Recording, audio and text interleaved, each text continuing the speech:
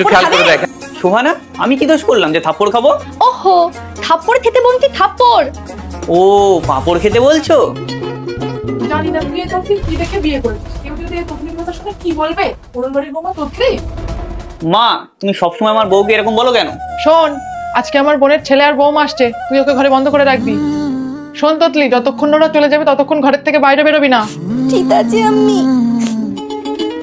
চলে এসেছিস? বস বস বৌমা, বসো। শেয়ার করে দিতে পারো। আরে দেখ, তোর ভাইয়া ভাবি এসেছে।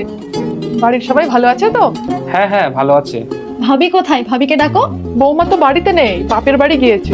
আসসালামু আলাইকুম। ওয়ালাইকুম আসসালাম। সবাই কেমন আছো? কি হলো আম্মি, আত্মীয় স্বজনের সামনে খুব অপমানিত হয়ে গেলে? আম্মি, আজ আমি যদি তোতলা হতাম তাহলে কি আমার বউয়ের মতো আমাকে ওইভাবে ঘরে আটকে রাখতে? সোহানা, আসসালামু আলাইকুম। আমার স্ত্রী তোতলা এটা বলতে আমার একটুও লজ্জা লাগে না, কারণ একজন ভালো মানুষের পরিচয় তার মিষ্টি কথা থেকে হয়, তোতলা কথা থেকে নয়।